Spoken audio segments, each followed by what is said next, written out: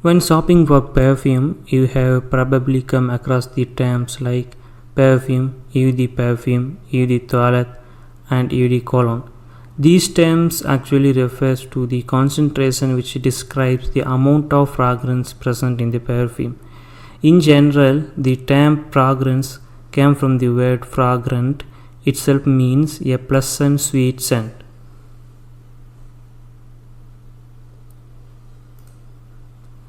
Then types of perfumes. Pure perfume or perfume, which contains 22% of fragrance. Eau de perfume, which contains between 15 to 22% of fragrance. Eau de toilette, which contains 8 to 15% of fragrance, and eau de cologne, which contains just 4% of fragrance.